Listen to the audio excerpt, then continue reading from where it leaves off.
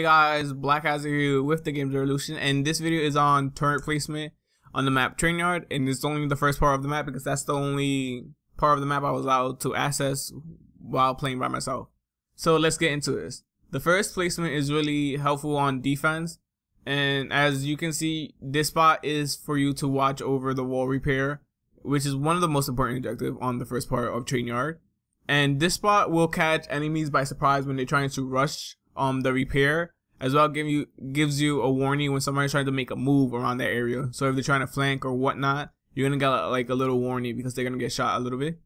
When you use this spot, you should be near the area to take out enemies after they've been hit with a turret and they're one shot.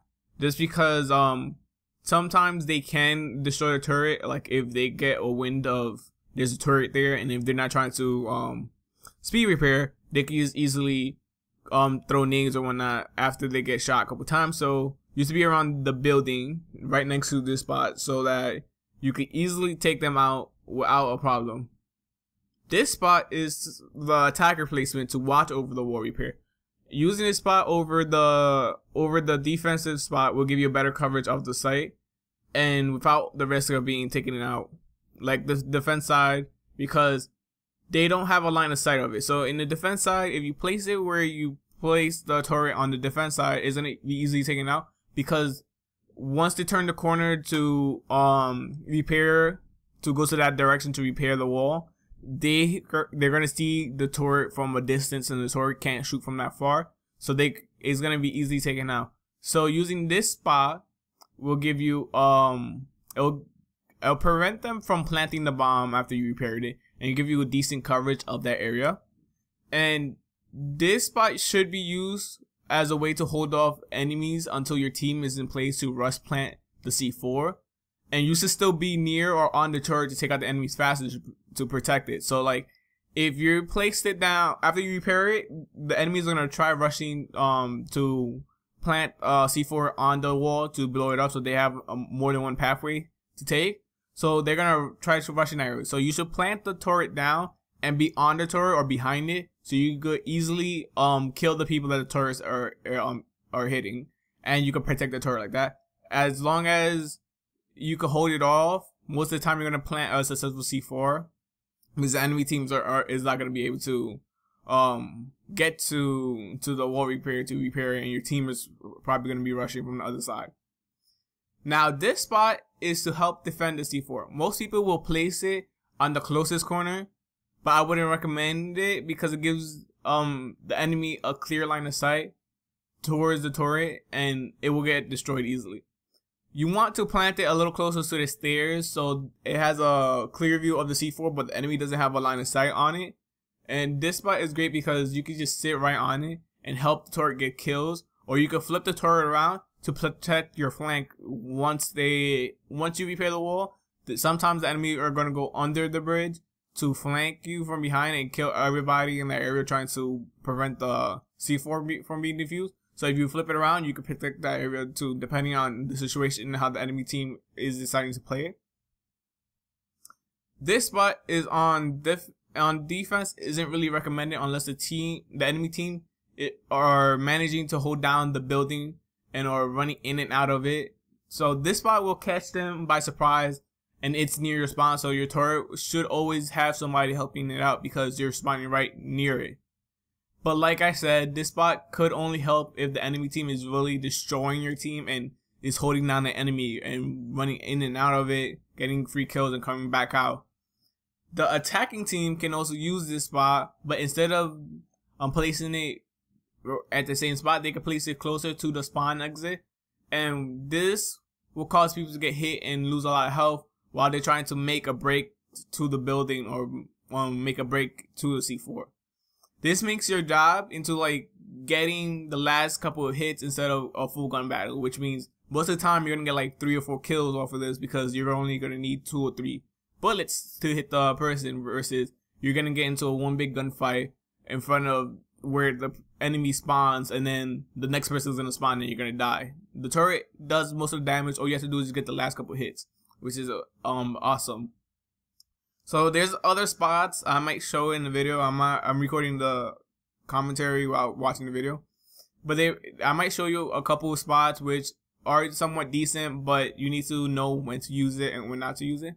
But these are the main spots that are perfect for turret placement, for basic defending objectives, or being really aggressive and trying to limit the enemy team into one certain section or one pathway. So if you like this video, leave a like. If you didn't like the video, leave a comment why you didn't like the video, and don't forget to subscribe. And before I close off this video, I want to announce that the next couple of videos are gonna be on a series, a speed art, and not gonna make any more bushwhacker videos for a while. I'm gonna start going into different mercenaries like Orwa, Nader, Fragger, the sniper, I forgot his name, and all those different classes, how to use them and whatnot. Because I think I already covered bushwhacker enough. I gave you the reasons why you should use him. Gave you a couple of turret placement on TrainYard, which is really good idea. And you can use the turret placement of TrainYard, the concept behind them, and use them on other maps, which is really what you should be doing in every single map. You should find a placement for the turret where it watches the objective or certain areas, or limit the enemy team to one certain path, because the more you're able to limit the enemy team to a certain path, the more likely you're going to win, because now they can only go in one direction and you know what direction that is. So you could have like 2 or 3 people camping that direction, or running around, rotating around that direction and getting kills off of them, or even like airstrike, throw a couple airstrikes in that direction, because you know they're going to be forced to go this way. If they don't, they're going to go the other pathway and they're going to get shot down by the turret, or you end the turret. So yeah, you could use this video and implement the tips and the concept behind the turret placement of this video into all the other maps. So with that being said, the series I mentioned before is going to be me trying to achieve elite ranking in competitive, but this is really difficult, almost impossible, because the matchmaking system in competitive isn't good at all. Like right now, it's not good. And I'm pretty sure it's gonna improve over time. They're gonna fix it. But like, I'm level 9 or 10 right now, and I be getting matched with people level 5 and go against people, a full team of like level 13s through 20, and that's not fair. So after I finished my first 10 placement, I got placed into gold 5. Then after a winning streak, I went to gold 4 in like 2 days, and this is where the series takes off from gold 4 all the way up to elite if I achieve it. Right now I have a decent record. Right now I have more wins than losses, and so that's gonna be interesting. It's not gonna be like full live gameplay commentary or anything like that. It's gonna be like each game, the highlights, and me talking over what I could have done better, or telling you my thought process of doing this situation and whatnot. So I hope you enjoy. Oh, and the speed art is of Miss Murder, and if you know who that is, go to the Dirty Bomb forums, and she's the community manager of it, or check her out on Twitter, or go to the Dirty Bomb Twitter, and I think she manages that.